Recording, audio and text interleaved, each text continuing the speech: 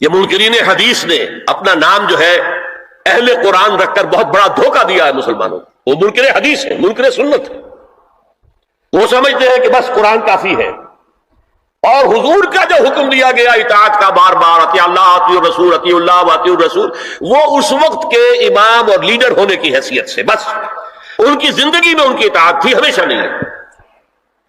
یہ ہمارا موقف نہیں ہے، امت کا نہیں ہے۔ ہمارے نزدیک دو ہیں بنیادیں، کتاب اللہ و سنت رسول، اللہ کی کتاب اور اس کے رسول کی سنت صلی اللہ علیہ وسلم۔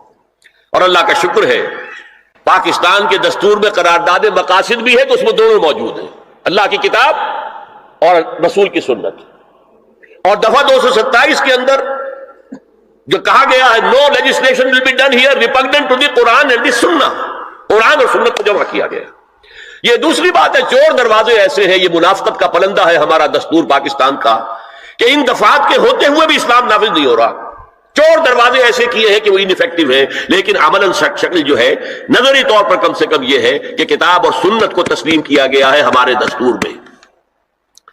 تیسری بات بہت اہم ہے جو آج فلسفی بن کر سامنے آئے ہیں پردے کے خلاف، قرآن پر تدبر کرنے میں دو پہلو ہمیشہ سامنے رہنے چاہیے۔ ایک ہے اس کی تعویل خاص، ایک ہے تعویل عام۔ اس کو سمجھ لیجئے، یہ اصطلاحات سے آپ ڈر نہ جائیں۔ دیکھیے قرآن ایک خاص دور میں اترا، 610 عیسوی سے 632 عیسوی تک 22 برس میں قرآن نازل ہوا۔ نازل ہوا حجاز میں، مکی صورتیں ہیں تو مکہ بھی حجاز میں ہے، مدنی صورتیں تو مدینہ بھی حجاز میں ہے۔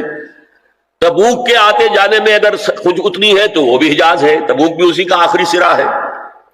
ہجرت کے دوران اتری ہے تو وہ بھی حجاز ہے، تو یہ حجاز میں اترا ہے، اور وہی لوگ اس کے اولین مخاطب تھے۔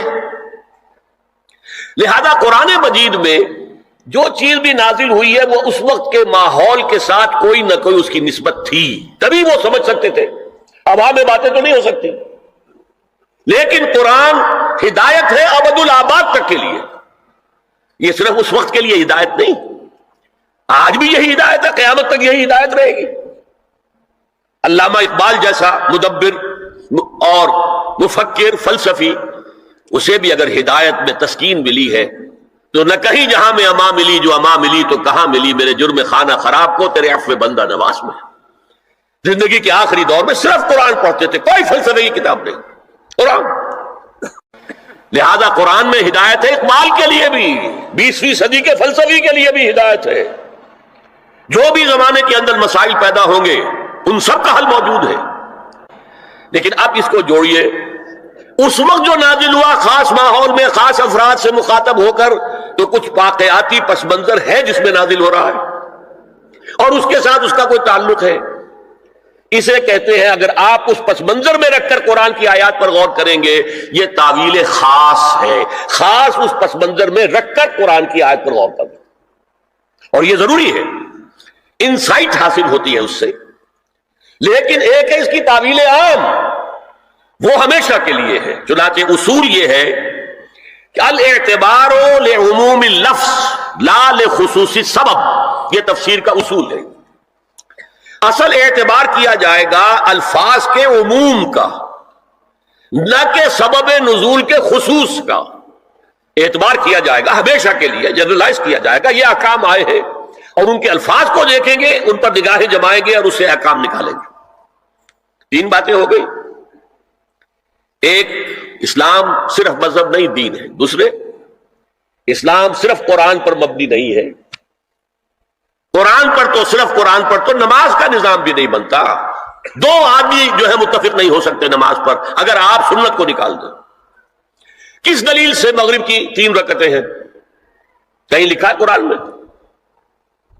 سجدے کا ذکر ہے، رکوع کا ذکر ہے، فلاں کا ذکر ہے، لیکن کہیں ترتیب لکھی ہے کہ پہلے کھڑے رہو، تکبیر تحریمہ کہو، سورہ فاتحہ پڑھو، پھر یہ کرو کچھ، پھر رکوع میں جاؤ، پھر کھڑے ہو، پھر سجدے میں جاؤ، پھر بیٹھو، پھر سجدے میں جاؤ، پھر کھڑے ہو؟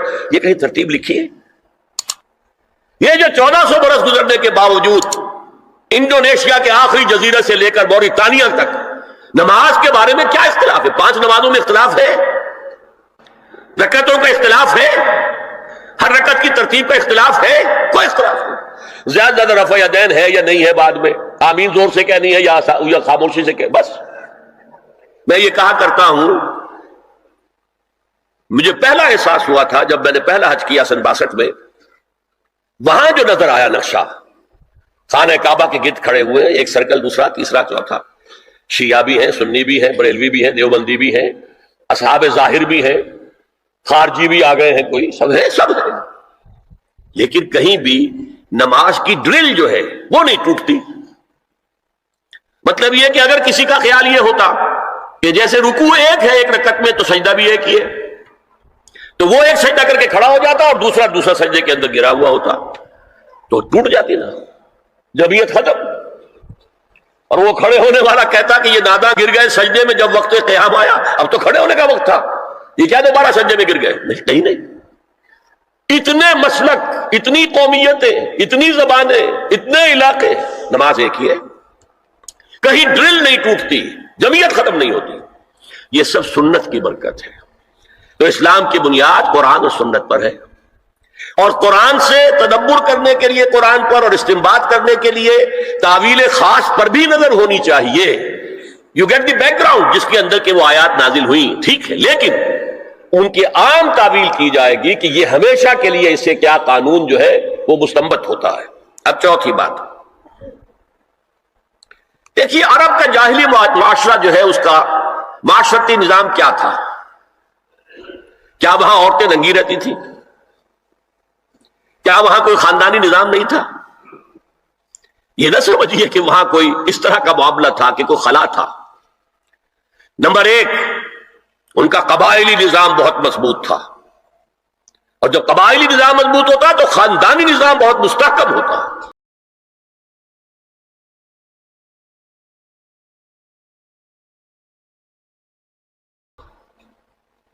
قبیلہ خاندانوں کے مجموعے کا نام ہے نا. نمبر دو، شرفاء کی جو خواتین ہوتی تھی ان کے عام لباس کے علاوہ دو چیزیں اور ان کے استعمال میں رہتی تھی. ایک خمار، اوڑھنی، گھروں کے اندر وہ اوڑھنی اوڑھتی تھی. ایک جلباب، لمبی سی چادر کہ جب باہر نکلتی تھی تو اس میں اپنے پورے جسم کو لپیٹ لیتی تھی لیکن چہرہ نہیں چھپاتی. یہ جلباب کا لفظ قرآن میں آیا، خمار کا خمور ہننا، جلابیب ہننا، یہ الفاظ انہیں معلوم تھے نا، ان کے زیر استعمال تھے نا، ورنہ کوئی نیا لفظ کہاں سے آ جاتا؟ تو جلباب اور خمار ان کے لباس کا حصہ تھا. گھر میں اوڑھنی اور باہر نکلے تو ایک بڑی چادر میں اپنے آپ کو لپیٹ لے لیکن چہرہ نہیں چھپانا. سر کے اوپر بھی ضروری نہیں ہے کہ کچھ ہے ہو. البتہ نہ گھر کے اندر کوئی مخلوط اجتماعات کی کوئی پابندی تھی. مرد ہیں، عورتیں ساتھ ہیں، بیٹھے، باتیں ہو رہی ہیں، خوش گپیاں ہو رہی ہیں، کھانا کھا رہے ہیں ساتھ مل کر، جیسے آج ویسٹ میں ہے.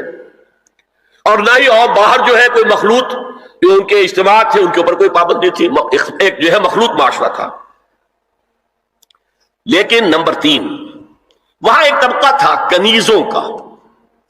کنیزیں، باندیاں، عام خادمائیں، انہیں جاریات بھی کہہ دیتے تھے، چھوکریاں. ان کا جو ہے معاملہ یہ تھا کہ ان کے لیے نہ کوئی جلباب تھی، نہ کوئی خمار تھا. یہ ننگے سر، ننگے منہ، چہرہ کھلا ہوا آتی تھی. لباس کے بھی کوئی بہت زیادہ ان کے کوڈ نہیں تھے. بے پردگی، عریانی، بے حیائی اور بے شرمی، یہ سب ان میں تھا. یہاں تک کہ ان کے آقا ان سے پروسٹیچیوشن بھی کرواتے تھے، جس کو کہ روکا ہے قرآن نے آ کر سورہ نور کے اندر. ذریعہ بناتے تھے آمدنی کا. میری کنیز ہے، کوئی اسے استعمال کرے، پیسے دے، کمائی ہے نا اس کی، میرے پاس آئے گی، میری کنیز. تو یہ پروسٹیچیوشن، قحبہ گری جو ہے یہ بھی ان کے اندر عام تھی. تو یہ دو طبقے ہو گئے، شرفاء کی خواتین اور یہ عام چھوکریاں، خادمائیں، باندیاں، کنیزیں، جاریات. اور ان سے چھیڑ چھاڑ کرنے کا لوگوں کو حق تھا. وہ بازار میں نکلی ہے تو وہ چھیڑے گا، کیونکہ وہ تو ان کا معاملہ یہ ہے.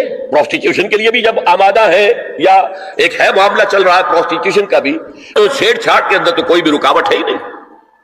اس پس منظر میں دیکھیے اسلام نے جو معاشرتی چینجز کی ہیں، جو معاشرتی اصلاحات کی ہیں، ان کے ہدف کیا ہے؟ ہدف مضبوط خاندانی نظام.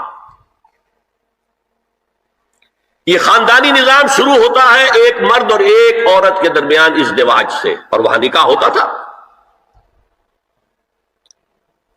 ان دونوں کے درمیان جتنی محبت ہوگی، جتنا قرب ہوگا، جتنا باہمی اعتماد ہوگا، اتنا ہی خاندان مضبوط ہوگا. اس لیے کہ یہ فرسٹ ڈائمنشن ہے خاندان کی، شوہر اور بیوی. اب شوہر اور بیوی کو اللہ نے اولاد دے دی. Second dimension has been added now. استحکام خاندان کے لیے ضروری ہے کہ اولاد والدین کا ادب کرے، ان کی خدمت کرے ان کے بڑھاپے میں. یہ کہنے کی ضرورت نہیں تھی کہ اولاد سے محبت کرو، اولاد کی محبت تو دل میں ہے ہی ہے، اور اس کے لیے تو یہ کہنا پڑتا زیادہ محبت نہ کرو، زیادہ لاڈ پیار کرو گے بگڑ جائیں گے. ان کے محبت کی وجہ سے حرام میں منہ نہ مارو، انہیں اچھا کھلانا اچھا پہنانا یہ روکا گیا ہے. کہیں نہیں کہا گیا ابھی اولاد سے محبت کرو، وہ تو ہے کریں گے. ہاں لیکن بوڑھے والدین، قرآن میں 5 جگہ اللہ کے حق کے فوراً بعد والدین کا حق ہے. وَقَضَىٰ رَبُّكَ أَلَّا تَعْبُدُوا إِلَّا إِيَّاهُ وَبِالْوَالِدَيْنِ إِحْسَانًا أَنِ اشْكُرْ لِي وَلِوَالِدَيْكَ. دیکھیے سورہ لقمان میں أَنِ اشْكُرْ لِي، شکر کرو میرا، میں خالق ہوں تمہارا، رب ہوں تمہارا، وَلِوَالِدَيْكَ، اور اپنے والدین کا، کیونکہ وہ ذریعہ بنے ہیں تمہارے اس دنیا میں آنے کی. اور تم جب چھوٹے سے تھے انہوں نے پالا پوسا ہے، اپنا پیٹ کاٹ کر تمہیں کھلایا ہے، اپنی رات کی نیندیں حرام کر کے تمہیں پالا ہے. لہذا وَقَضَىٰ رَبُّكَ أَلَّا تَعْبُدُوا إِلَّا إِيَّاهُ وَبِالْوَالِدَيْنِ إِحْسَانًا. اور تیسری ڈائمنشن بہن بھائیوں میں رشتہ، اولو الارحام، صلہ رحمی کرو، اخوت. یہ 3 ڈائمنشن ہوئے نا.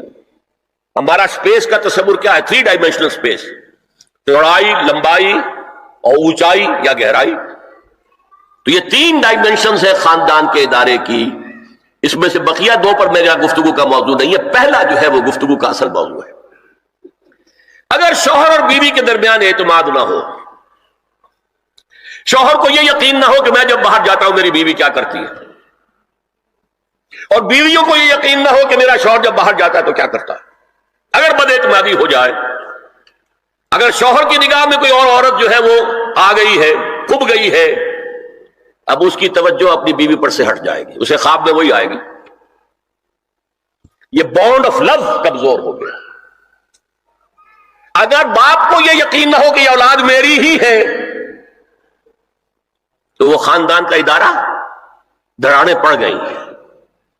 لہذا اس خاندان کے ادارے کو مضبوط رکھنے کے لیے سب سے اہم کام کیا ہے کہ جتنی بھی سیکشول اٹریکشن ہے یہ 2 صنفوں میں، مرد اور عورت، یہ سینٹرڈ رہے، مرکوز رہے شوہر اور بیوی کے درمیان. انتشار نہ ہو، نگاہ ادھر سے ادھر نہ جائے، بلکہ ان کی پوری توجہ، آپس میں اعتماد ہو، آپس میں محبت ہو، اور اسی سے خاندان جو ہے اس کی چولیں مضبوط رہیں گی. دوسرا ہدف کیا ہے؟ مردوں اور عورتوں کے مابین ان کی جسمانی اور نفسیاتی ساخت کے مطابق جداگانہ ذمہ داریاں ڈال دی گئی. کون انکار کر سکتا ہے کہ عورت کا جسم کچھ اور ہے، مرد کا کچھ اور ہے؟ عورت کی نفسیات کچھ اور ہے، مرد کی نفسیات کچھ اور ہے. ان دونوں کے اندر زمین و آسمان کا فرق ہے. عورت کا حسن کیا ہے؟ نزاکت میں. وہ بھاری بھرکم ہو اور بہت تگڑی ہو، جسیم ہو تو پہلوان تو ہوگی، لیکن وہ کوئی اچھی مطلب یہ کہ خاتون نہیں سمجھی جائے گی. اور مرد کا حسن، اس کی وجاہت جسمانی طاقت میں ہے. زمین و آسمان کا فرق ہے، اللہ نے بنایا. اس اعتبار سے اسلام نے بھاری کام، اب دیکھیے جو کشتی چلا رہا 8 گھنٹے اور کچھ لوگ لے کے آیا ہے اپنے گھر والوں کے لیے، بھاری کام، مشقت اس کا ہوا کہ نہیں ہوئی؟ جو اینٹیں ڈھوتا رہا سارا دن اور کچھ لے کر آیا ہے اپنے گھر والوں کے لیے. Defence of the country, defence of the nation مردوں کے حوالے، معاش کا معاملہ مردوں کے حوالے، عورت نہیں. ظلم ہے عورت پر کہ معاش کی ذمہ داری پر اس پر ڈال دی جائے. اس پر ذمہ داری ڈالی ہے، مشقت ہے حمل کو برداشت کرنا. حملتہ امہ وہنا علی وہن وفصالہ فی عامین. بچے کو دودھ پلانا، رات کو بچہ روتا ہے تو ماں جاگتی ہے، باپ تو نہیں جاگتا. ماں اپنی نیند حرام کر دے گی، باپ کو وہ خود کہے گی کہ اس کو نہ اس کو ڈسٹربنس نہ ہو، یہ سوئے تاکہ کل جائے کام پر جا سکے، محنت اور مشقت کر سکے. تو حال جو ہے کسی قوم کا وہ مردوں کے حوالے، اور مستقبل عورت کے حوالے. مستقبل ہے نیکسٹ جنریشن، وہ کہاں سے آئے گی؟ وہ عورت کے رحم میں پرورش پائے گی. یہ مستقبل ہے آپ کا، یہ عورت کی گود میں پرورش پائے گی. تو مستقبل کا سارا بوجھ عورت پر، حال کی ساری ذمہ داریاں، معاش، ڈیفنس، ہر شے مرد کے اوپر. نمبر 3 جو ہدف ہے بہت بڑا بہت بڑا بہت بڑا، جنسی انضباط، سیکس ڈسپلن، زنا کی روک تھام. لا تقربوا الزنا انہ کان فاحشۃ وساء سبیلا. زنا کے قریب تک نہ پھٹکو. یہ نہیں کہا کہ لا تزنوا، نہیں، قریب تک نہ پھٹکو. جیسے کہ یہ فیصلہ آباد کا ہمارا گول چکر ہے اور 8 بازار آ رہے ہیں. اب کوئی سرکاری پروگرام یہ ہے کہ اس گول چکر تک، چوک تک کوئی بھی جلوس نہ پہنچے، تو 8 بازاروں کو بند کرو گے نا. لہذا دور دور تک اللہ تعالیٰ نے وہ حدیں لگا دی ہیں کہ زنا کی ترغیب نہ ہو، زنا کے راستے جو ہے وہ مسدود ہو جائیں. اور زنا کے بارے میں اب دیکھیے، یہ اس دور کی انٹلیکچوئل خیانت، ڈس آنیسٹی کا سب سے بڑا معاملہ ہے. جدید نفسیات کا بابا آدم مانا جاتا ہے فرائڈ، اور فرائڈ کے نزدیک انسان کے محرکات عمل میں سب سے زیادہ طاقتور، سب سے زیادہ پوٹنٹ سیکس ہے. مارکس نے قرار دیا پیٹ کو معاشی ضرورت، فرائڈ نے کہا نہیں، سیکس ہے اصل شے، اصل محرک انسان میں. یہاں تک کہتا ہے ایڈیپس کمپلیکس، باپ اگر محبت بھری نگاہ سے بیٹی کو دیکھ رہا ہے تو یہ بھی سیکس ہے، اور ماں اگر بیٹے سے محبت کر رہی ہے تو یہ بھی سیکس ہے. انا للہ و انا الیہ راجعون. ان کمبختوں کا اصل یہ معاملہ ہے کہ ایک شے پر نگاہ جم گئی تو سب کچھ اسی کے گرد گھما دیا. ورنہ بات غلط نہیں ہے. Sexual motive one of the most important motives, no doubt about it. اگر یہ نہ ہو، اگر عورت میں مرد کے لیے اٹریکشن نہ ہو، اگر عورت کو مرد کی احتیاج نہ ہو تو تمدن ختم ہو جائے. کون شادی کا کھکیڑ مول لے گا؟ ایک پیٹ پالنا اور ہے، خاندان کی ذمہ داری اور ہو جائے گی. اس قدر زبردست جو ہے یہ موٹیویشن ہے، اندر سے جذبہ ہے اور اٹریکشن ہے شدید. اس اعتبار سے یوں سمجھیے، جتنا زوردار گھوڑا ہو اتنی ہی زوردار لگام چاہیے اگر ڈسپلن میں رکھنا چاہتے ہیں. لہذا اس سیکس کو ڈسپلن میں لانے کے لیے کہ قانونی تعلق ہو ایک مرد اور عورت کے درمیان، ازدواج ہو، شادی ہو جائے، یا دوسرا راستہ وہ بھی تھا جو آج کل نہیں رہا، باندھی ہو کسی کی، ملک یمین ہو، ان کے اندر سیکشول انٹرکورس جو ہے وہ ہو اور اس سے باہر نگاہ بھی نہ جائے. اس زنا کے بارے میں حضور نے جو اچھا، ایک تو میں آپ کو بتاؤں کہ قرآن اور حضور دونوں کس قدر حقیقت پسند ہے. سورہ آل عمران میں فرمایا زُيِّنَ لِلنَّاسِ حُبُّ الشَّهَوَاتِ مِنَ النِّسَاءِ وَالْبَنِينَ وَالْقَنَاطِيرِ الْمُقَنطَرَةِ مِنَ الذَّهَبِ وَالْفِضَّةِ وَالْخَيْلِ الْمُسَوَّمَةِ وَالْأَنْعَامِ وَالْحَرْثِ. انسان کے اندر محبت پلا دی گئی ہے، مزین کر دی گئی ہے. کن کن چیزوں کی؟ سب سے پہلے عورت، سب سے امپورٹنٹ موٹیو عورت، پھر بیٹے، پھر ڈھیروں مال، سونا چاندی، آلہ گھوڑے نشان زدہ، اور مال مویشی اور کھیتی، لیکن سب سے پہلے عورت.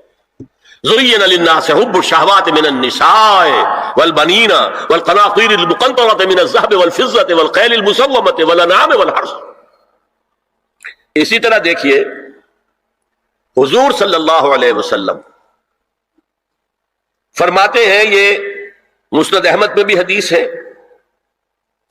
اور حاکم اور بیہقی نے بھی، عن انس ابن مالک رضی اللہ تعالی عنہ قال قال رسول اللہ صلی اللہ علیہ وسلم حبب الی النساء والطیب وَجُعِلَتْ قُرَّةُ عَيْنِي فِي الصَّلَاةِ، اس تمہاری دنیا میں سے مجھے 3 چیزیں محبوب کر دی گئی. حُبِّبَ اِلَيَّ، نمبر 1 نساء. کوئی جھجک کی ہے اپنے بیان کرنے میں؟ ہم شاید یہ جملہ کہتے ہوئے جھجکیں گے، اللہ کا رسول نہیں. حقیقت ہے، اس کا اعتراف کرو. بہت مضبوط موٹیو ہے، اس میں کوئی شک نہیں، کوئی شک نہیں، کوئی شک نہیں. حُبِّبَ اِلَيَّ النِّسَاءُ وَالطِّيبُ، خوشبو. وَجُعِلَتْ قُرَّةُ عَيْنِي فِي الصَّلَاةِ، اور میرے آنکھوں کی ٹھنڈک نماز میں ہے. اسی طرح خود قرآن میں سورہ احزاب میں جب حضور سے کہا گیا کہ اب بس جتنی شادیاں ہو چکی تھیں آپ نے کر لی ہیں، اب آئندہ نہ کیجئے، وہاں بھی صاف الفاظ آئے ہیں. اللہ کو بھی واللہ لا یستحیی من الحق، اللہ کو حق بات کہنے میں کوئی حیا یا کوئی جھجک نہیں ہے. وَلَوْ أَعْجَبَكَ حُسْنُهُنَّ، اے نبی چاہے عورتوں کا حسن جو ہے وہ آپ کو بھلا لگے، لیکن اب آئندہ شادی نہیں. یہ میں تائید کر رہا ہوں فرائڈ کی. اس گدھے نے جو آگے تک پہنچا دیا ہے معاملہ وہ ہے غلط. بنیادی بات صحیح ہے، قرآن مجید کے مطابق ہے کہ سیکس موٹیو بہت سخت ہے، بہت زوردار ہے. اب زنا جو ہے اس کے لیے حضور نے جو کچھ فرمایا وہ سن لیجئے. عن ابن عباس قال ما رأيت شيئا اشبه باللمم مما قال ابو ہریرہ عن النبی صلی اللہ علیہ وسلم. حضور کی حدیث ہے، ان اللہ كتب على ابن آدم حظه من الزنا ادرک ذلک لا محال. اللہ تعالیٰ نے ہر انسان کا زنا میں ایک حصہ لکھ دیا ہے جو اس کو پہنچ کر رہے گا. فزنا العین النظر، آنکھوں کا زنا ہے نامحرم عورت کو دیکھنا، یہ بھی زنا ہے. اگر زنا کو روکنا ہے تو یہاں پر بھی قدغن لگے گی. ایک جگہ آیا ہے حدیث میں النظر سہم، یہ تیر ہے، یہ نظر جو ہے نگاہوں کے تیر. یہ تو آپ شاعری کے اندر بھی اور گانوں کے اندر بھی نگاہوں کے تیر سنتے ہیں کہ نہیں سنتے؟ النظر سہم، یہ تیر ہے. وزن اللسان النطق یا منطق، زبان کا زنا ہے کسی عورت سے گفتگو کر کے چٹخارے لینا. عورت کی آواز میں بھی ایک لوچ ہے، حسن ہے. اللہ تعالیٰ نے اسے سراپا ایسا بنایا ہے کہ مرد کے لیے اس کی ہر شے کے اندر اٹریکشن ہے، اس کی آواز میں اٹریکشن ہے. والنفس تمنا وتشتہی، اور باقی رہ گیا نفس، وہ تمنا کرتا ہے کہ اب میں اس سے آگے بھی بڑھوں اور زنا بھی کر لوں. والفرج یصدق ذلک کلہ اور یکذب، لیکن یہ ہو بھی سکتا ہے نہیں بھی ہوتا، لیکن یہ زنا تو کر چکا نا. کان کا زنا اس نے کر لیا، آنکھ کا زنا اس نے کر لیا، زبان کا زنا اس نے کر لیا. ایک تو زنا کی تعریف میں لایا. ایک اور روایت ہے جو مسلم میں ہے، عن ابی ہریرہ كتب على ابن آدم نصیبہ من الزنا مدرک ذلک لا محالہ فالعینان زناہما النظر والاذنان زناہما الاستماع واللسان زناہما الکلام والید زناہا البطش والرجز زناہا الخطا والقلب یہوی وتمنا. یہ زبان کا بھی زنا ہو رہا ہے، کان کا بھی زنا ہو رہا ہے، ہاتھ کا بھی ہو رہا ہے، کہیں لمس کیا ہے عورت کے جسم کو، ہاتھ ملایا ہے اس سے، اور چل کر کہیں جا رہا ہے دیکھنے کے لیے، یہ پاؤں کا زنا ہو رہا ہے. یہ ہے زنا کی شکلیں جو محمد الرسول اللہ صلی اللہ علیہ وسلم نے بیان کی. تو زنا کا روک تھام، زنا کی جو ہمارے معاشرتی اہداف کے اندر بہت اہم ہے، بہت اہم ہے، بہت اہم، ورنہ معاشرہ ٹوٹ پھوٹ کا شکار ہو جائے گا. میاں بیوی میں اعتماد نہیں ہے، بے اعتمادی کی فضا میں اولاد جو پلے گی اس کی منفی نفسیات ہوں گی، کبھی مثبت نفسیات نہیں ہو سکتی. والدین میں محبت ہے، آپس میں اعتماد ہے، ایک دوسرے پر اعتماد ہے، ایک دوسرے کا لحاظ ہے، ایک دوسرے کی دلجوئی ہے، ایک دوسرے کی مدد ہے. یہ ساری چیزیں جو ہے وہ ایک فضا پیدا کرتی ہیں گھر کے اندر. وہ ایک نارمل، ایک صحت مند فضا جس میں کہ نئی نسل پروان چڑھے گی تو وہ ایک پازیٹیو اور مثبت نفسیات لے کر پیدا ہو.